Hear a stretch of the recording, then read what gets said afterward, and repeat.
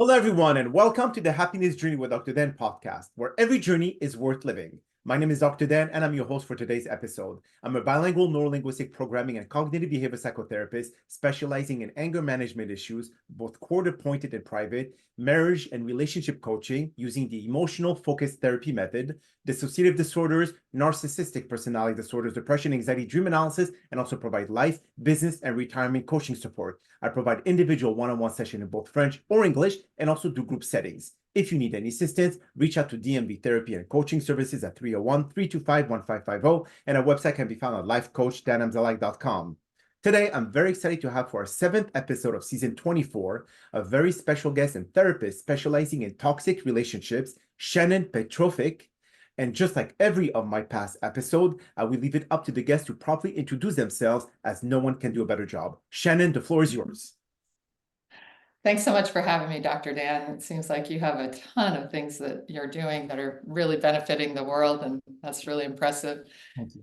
So I've been a therapist for about 36 years, and about 6 years ago, I decided that I really wanted to share the things I've learned with a wider audience, and I started a YouTube channel, Therapist Talks. I added another thing beyond that, Thrive Beyond Narcissism, because it seemed like that was what people wanted to hear most, is how to heal after a narcissistic relationship. So I've specialized in that, and then I wrote a book about healing from narcissistic abuse, which is out of the fog into the clear, journaling to help you heal from toxic relationships. I've also got a coaching program, and I think it all started really, I had a high school boyfriend that was extremely narcissistic and toxic and abusive, and it was very hard to get away from him and to get clear of that and then to heal from it. It really took years. And I had a very terrible therapist in college that really was no help whatsoever. So I think in part that probably helped me want to be a therapist to try to figure it out and do it better. So it's just been an interesting journey, and I try to help people any way I can. Beautiful. Well, thank you so much, Shannon, for being here today. And I guess both of our careers are very, very similar in nature, which is helping. And especially after the pandemic, we have seen a lot of people dealing with, mental health challenges that were never addressed before. But because of how we were so isolated, it basically exacerbated their symptoms, which made them to be prompted into going and getting the help of a therapist. So I think you and I were definitely contributing incredibly well to to society in this nature. So I know that a lot of people who are going through relationships nowadays, especially dealing with someone who's narcissistic.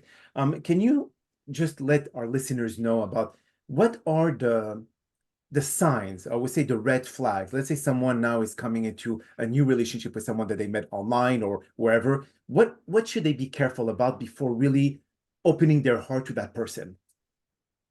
That's such a good question. It's so important because people jump into relationships much too quickly. And I always recommend people spend a lot of time getting to know a person before they become intimate. Because once you are intimate with somebody, you're actually tricking your brain into being very, very attached to them at the level. So this stuff called oxytocin, I know you know this, but floods your system when you're intimate with somebody. And it's at the level of breastfeeding a baby. So you're attaching yourself to this person you barely know at the level of breastfeeding a baby. And that's just such a dangerous thing to do.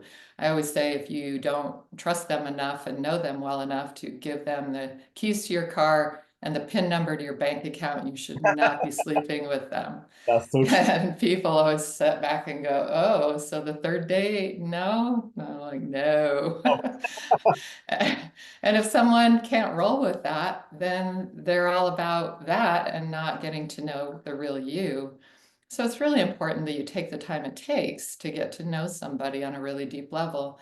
And then that you watch everything, that you literally listen for what do they think is funny? Because people who think it's funny to see somebody hurt or in despair or crash and burn, emotionally speaking, they're not healthy. Somebody who is all about themselves, all about their own thoughts, feelings, wants, and needs, and doesn't have any interest in yours, they're not going to be a healthy relationship for you. If you feel like you have to pour in and pour in and pour in and placate and peacekeep and people please, that's not going to be healthy. I see. Basically, they're letting you know really early on that they matter, you don't, and you're not going to be able to fully exist in that relationship. And that's the definition of toxic. Absolutely. Um, and unfortunately, we have to really start by looking at our own selves and our own relationship within ourselves. And this is one thing that a therapist early in my 20s did get right. Mhm. She asked me to write down all the times that I put myself down inside my head. Yes. First, it sounded like a really stupid assignment. And then I realized, oh my gosh, I'm like literally running myself down tens of thousands of times a day.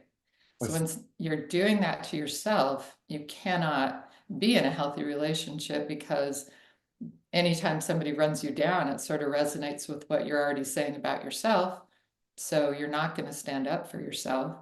Absolutely. And they, again, matter and you don't more and more over time. So it's really important you fix that first. In my book and in my coaching, I always go into the relationship with yourself first. If that's toxic, then that's the place to start. You also want to notice if they are kind and caring and empathic towards others and towards animals, towards, a lot of people say, if my dog doesn't like him, forget it. I'm like, That's so. hallelujah, that works. But then again, when you look at just like when you look at autism, there's different spectrum of autism. There's different spectrum of narcissistic behavior, such as vulnerable narcissism, malignant narcissism, covert narcissistic. So, how much weight do you put in each? Can someone be narcissistic in nature but still show empathy? Yes, and that's so none of the, unfortunately, people don't fit in their boxes and stay there. So we're talking about narcissistic traits Mhm. and sometimes full-blown disorder, but a lot of times people have a lot of narcissistic traits, so they're not going to be healthy in a relationship, but it isn't like they're full-blown narcissistic personality disorder Okay. or malignant narcissist. The covert stuff is really tough because they hide really well Mhm. and they can act very caring, very concerned, very empathic, but you can see it in their daily actions. And that's why it takes time. You have to know, what does a person act like and look like when they're sad or when they're disappointed or when they don't get their way or when you have other plans? Are they throwing little microaggressions out at you because you said no or not today or I'm busy this week or whatever? Do they pout? Do they, throw a little tantrum? Do they say, give you a guilt trip like, well, I guess you don't care about me as much as I care about you, like all this other garbage. It's really childish. And if you step back and watch, you can recognize, wow, that was really childish. Mhm. And they're saying to me that if I have something to do that's not important, that they are important. And if I don't completely attend to them, then they're going to have a little meltdown. So they can implode or explode. Coverts tend to implode, and Yeah. that can be just as toxic and more confusing. Pia Melody called it attacking from victim. Mhm. And so that's that martyr narcissist who really flips things around all the time, or even projects onto you and says, well, you're so uncaring and unempathic that you won't do this or that for me. I see. And then you feel like, well, no, I'm really caring and empathic person, so I guess I have to do this or that for you. So Mhm. it all kind of trains you to park into your box and do what they want. So it's a manipulation, it's a control game, ultimately, and it makes you sick. Over time, Yes. you will become physically and emotionally sick and drained. Mhm. And I have people in my practice who will come in and say, I have terrible anxiety and depression, and they have no idea that that's coming from the relationship they're living in. That's And so it's amazing. But it is Um, true, Shannon, because I've done some research for my own patient and all that, that there's a chemical imbalance for narcissistic people where they lack vasopressin in the brain. Is that a direct attribution to someone dealing with narcissistic behavior? So, like if someone has cancer, you cannot accuse them for their sickness or their mood being always angry because they have the illness or the disease. So, do you think that for narcissistic people, that can fall under the same category because they lack a certain hormones in the brain that make them who have that personality? Good question. And I think it is a combination. I think that, all of those things that they're kind of researching now lead to a predisposition. So it's like anything else. If you have a predisposition for alcoholism or drug abuse, you have a predisposition. And does that excuse you for doing terrible things all your life? No, not at all. It gives you the responsibility to take care of yourself in a way that's different than if you didn't. So it's the same for a narcissist. And if they recognize, and people say, well, there's this percentage of the population, and I say, there's no way anybody can count because they don't show up. The only way we know that a certain percent of the population has depression is because they show up and ask for help. Correct. Narcissists don't show up and ask for help. No way. Raise their hand. They are dragged into therapy by their partners sometimes, and they don't stick around. So it's extremely rare that people get the help and that they get counted as who they are. So I think it's a genetic predisposition for sure. There are components of that, and parents will often say, yeah, from birth, there was a difference in this kid.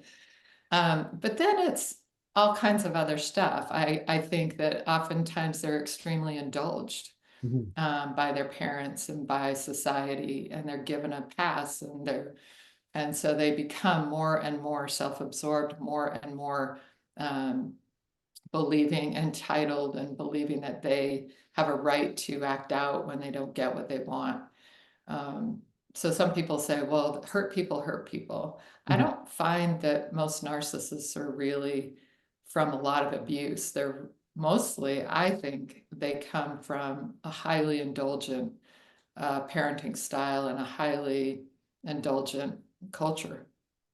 I see. So if let's say you go back to parenting style, if let's say you have helicopter parents that always are on top of you constantly and making sure that you're safe and making sure that every move are being analyzed, does that I mean, is that somewhat of a reason as to why people can become narcissists? I mean, does it revolve around how the parenting style was of their own parents, or is it something that they say, my parents were too tough, I'm going to be more lenient? So how does that go in terms of narcissistic behaviors?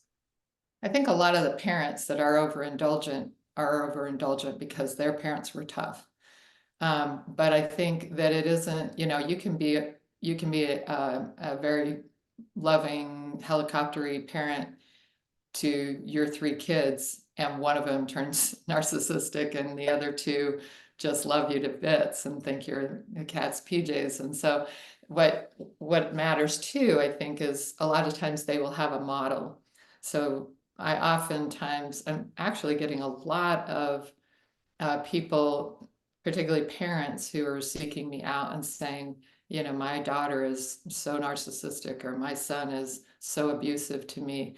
And typically they'll say, acts just like his father, or acts just like her father. So I think there's a modeling that happens as well. But it isn't just helicopter parents, it's more indulgent. It's more the parents who actually kind of worship their kids, and the sun rises and sets on their behind, and their toots don't stink. And, it's really like way over the top, where everything is poured into them, and they don't ever have anything that's hard or frustrating or difficult or challenging. And they literally are emotionally handicapped. They are like toddlers that never got over that tantrum because they never had to. Mhm. And that's the problem, is that they're in these grown-up bodies and they're still tantruming like they're three. Yes. I know some of them actually, Shannon. But then, okay, so if let's say someone succeeds in life, someone does very, very well, and obviously their ego, they have like a ego boost and they feel like they own the world. Does that make them necessarily a narcissistic person? Because a lot of people I see, they just directly kind of diagnose people who have a high self-esteem as narcissistic people. So do people do not understand what are the traits of a narcissistic person versus someone who has self-confidence? Right. And I think it's actually different than that too, because I did a video called The Narcissistic Collapse, and I likened a narcissist to a hot air balloon. So you have to constantly, they're empty inside, they really are. And they have this facade, and that they have to constantly be pumped up Mhm. by, money or the world or people adoring them and people praising them and giving them all the attention, and they have to suck all the air out of the room. Mhm. Everything has to revolve around them, or again, you get those implosions and explosions. So it's like this hot air balloon. Whereas real self-esteem doesn't come across that way. Real self-esteem is when you feel good enough about yourself that when somebody else needs the air in the room, you just kind of sit back and go, ah, okay. Like you don't have to have all that attention. So that big ego is really an empty lack of self, lack of sense of self. Okay. When we actually feel good about ourselves, we don't act that way. We're not boastful. We're not needing that much attention. We don't have to be pumped up all the time because we're holding ourselves together. So it's a lack of internal self awareness and self knowledge and self esteem. But it looks like it comes across as arrogance, and it usually is around very superficial things. So somebody who is that narcissistic arrogance, they're focused on their looks, their their status, their money, all of that superficial stuff. Whereas somebody with actual self-esteem has character qualities and values, and they know who they are and what they're about. They're purposeful in their lives. So it's like comparing apples and oranges when people say, well, they just have high self-esteem. I don't see it that way. I think they're empty and superficial, and they're focused on things that are superficial, and that's where they get their sense of ego. But we know that true self-esteem is not that. Okay, that makes perfect sense. But is it true, Shannon, that a lot of people who are in a relationship with a narcissistic person, what they fear the most is that when they leave the relationship, that narcissistic person refuse to be able to be left out, to be rejected, so they will come back with a fury and attack that person Yeah. or diminish their personality or their reputation, and this is what they fear the most. So how can you cut the umbilical cord with a narcissistic person when you feel that this relationship will go nowhere and it's more toxic than anything else? Yeah, it's really hard. And it is true when someone's been controlling you and training you to control your behaviors to please them, then when you pull the plug, usually you're going to get the sort of the big crescendo. Correct. And on a covert, that looks like suicidal depression and tears and flooding and all that. And on the overt, it can be violence and coming after you physically and emotionally and all the stuff in between, with sending in the flying monkeys and making you look crazy and all the gaslighting and da da da da. So yeah, it is. It's really, really hard. What I like to do is start from, I mean, if there's physical violence, I just want them to get out and we'll sort out the aftermath later. But if they are really even unsure about getting out of the relationship, what I like to do is help a person to develop their internal relationship with themselves Mhm. and then learn to set boundaries. When you talk to me that way, I'm not going to talk to you anymore. Okay. I'm hanging up now and we can try again later. Or, I'm going to take off now because you're just not really treating me with respect and it's not okay with me anymore, and leaving. So when you do those boundary settings, then that person gets to sit back and say, oh, this isn't how we play this game anymore. This isn't how we do this relationship anymore. And I've actually seen some people who I thought their behavior was so off the rails, they were never coming down from it, who started to behave completely differently and save their marriages. So sometimes it actually works to change behavior. Sometimes it escalates them. And then okay, not only am I leaving, but I'm leaving. So I say boundaries always work. People say boundaries don't work with these people. Boundaries always work because you're learning to stand up for you. You're learning to notice, first of all, what you think, feel, want, and need. And you're learning to stand up for you. And then you get to step back and look and see if they respect my boundaries, cool. We can continue to see how this goes. If they don't, good. I needed that information and now I'm done. But isn't it common behavior for narcissistic people to not understand what boundaries are? And if they do abide by those boundaries, Oh, yeah. know that it's only temporary until they make the other person believe that they follow what the other person says. And then when they fall back in love with them, they're going to go back to their old habits. More than likely. Yeah. And I think it's always important to let people know that these folks may not change their stripes. So this isn't a one-time thing where you set a boundary and now we're done. We're Okay. in love again. But when you learn how to step back and watch and notice that this somebody else's behavior is not about you. And that's a really important piece that people are so enmeshed with this person, they don't understand. So when they learn to step back and watch, when they learn to set reasonable boundaries that any normal person would be able to abide by, then they step back and watch and recognize that tantrum. I tell them to watch the circus go by. As soon as you set a boundary and that person goes crazy, you go, wow, that was pretty wild. Mhm. And that was like a 2-year-old tantrum, or they just completely imploded and then exploded and they're all over the map and they're doing this and that. It's not about you.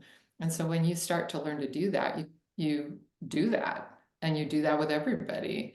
And I've had people who realized, you know what, that best friend I thought I had, she's a lunatic. And I've been feeding that lunatic for 20 years and I'm done with that. So I think when you teach somebody that, they take it with them wherever they go. Mhm. And, I've seen a time when it looked like, oh, okay, he might come around or she might come around.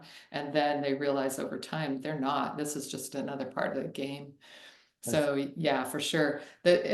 Change is hard for anybody, even if they're motivated from the inside to change.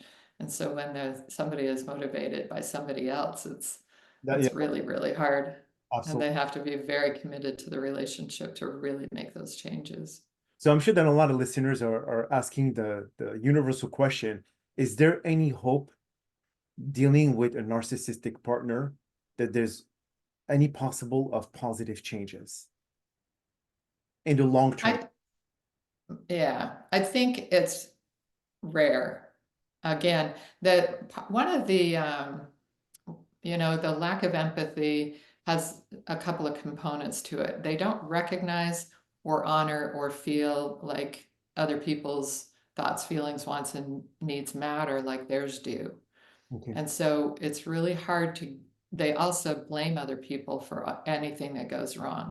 And when you're constantly flipping the script and turning everything around on someone else and blaming someone else for your own behavior, you can't really change. And so a narcissist is, and again, we're talking from mild to moderate to severe. In the severe range and in the moderate range, no, there's no hope of change. There's no hope that that change is going to stick. You're going to be in a toxic relationship with them. The best thing you can do if you have to stay in a relationship because you're co-parenting or it's your parent or your child, you can learn how to stay in that step back place with good boundaries, and you can learn to coexist and take care of yourself within that. Yes, I 100% believe that. And that is unusual. Like a lot of people, especially on YouTube, are like, yeah, cut them off, never speak to your parents again, never speak to your child again, never speak to that person again. I don't believe that you have to do that. I believe we can all learn how to take care of ourselves within a lot of different toxic relationships. But expecting that other person is going to change is not where it's at. It's I'm going to change. And if you honor those changes, cool. If you don't, we're done.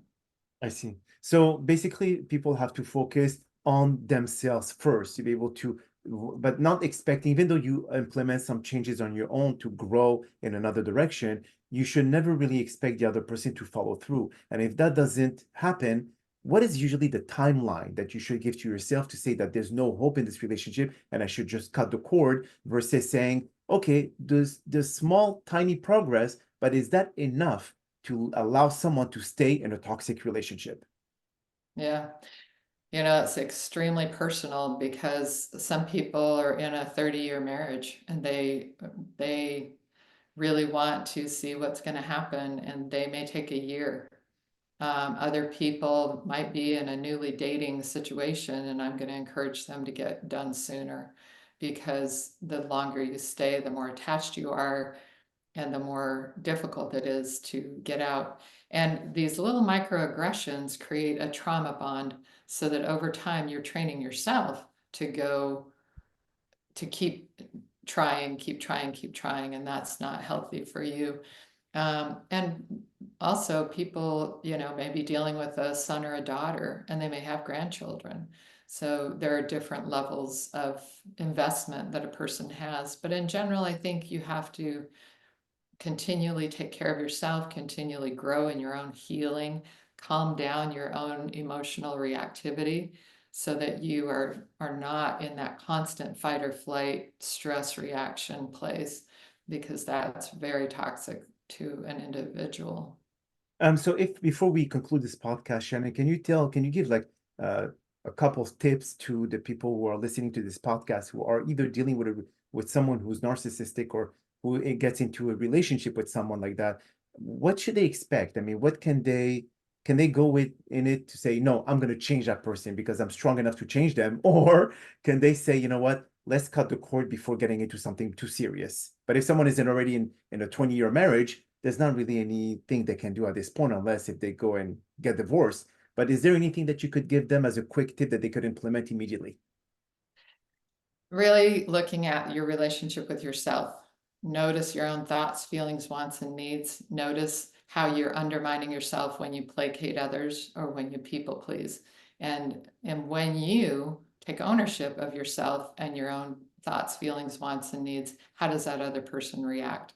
If you're newly dating and they don't react well, you've got to get out soon, because they're on their best behavior in the beginning. Exactly. So that's as good as it gets. So don't think that you're going to change them. That's an absolute fool's errand. Been there, done that. I can promise you it does not work. So cut the cord. And even if you're going to stay married, you can take care of yourself differently. You can have boundaries and uphold your boundaries. Even if you're going to stay in relationship with anybody who's toxic, you can do it more mindfully and more healthily, Mhm. and take good care of yourself. And then at some point you may say, you know what, this isn't going to work. Beautiful, beautiful. And can you tell people as well, how can they find you on YouTube and other channels? Therapist Talks Thrive Beyond Narcissism is my YouTube channel. Okay. And healfromtoxicrelationships.com is another place to find out more information on my coaching program. My book is on Amazon and Kindle, and it's Out of the Fog into the Clear, journaling to help you heal from toxic relationships. And, if you don't have the money for therapy, which I know a lot of people don't, that really is designed to help you walk through the process of healing from the inside out and really rebuilding your life. Beautiful. Well, Shannon, that is all the time that we have for today's podcast. And I really appreciate you taking the time out of your busy schedule to join us. And thank you again for participating and inspiring our many listeners with your incredible knowledge of toxic relationships. Now, we hope that you all enjoyed today's episode. I'm also very excited about the many upcoming guests that we have scheduled for season 24 of the Happiness Journey podcast, filled with inspirational stories just like the one that you listed today. Now, here are some concluding words of wisdom. To all the survivors of toxic and narcissistic marriages, your courage is a testament to your strength and resilience. Walking away from what once held you captive takes immense bravery, and in doing so, you've reclaimed your power and self-worth. The road may have been hard, but each step that you've been taking is a victory over fear and manipulation. You chose yourself, your peace, and a future of possibility. Healing is a journey, and you are living proof that freedom and happiness are worth fighting for. Your strength in living inspires others to find their own. Now keep rising, and just like a famous singer, Sia, you are unstoppable. My name is Dr. Dan Amzalag, and you may all keep pursuing your amazing journey in life.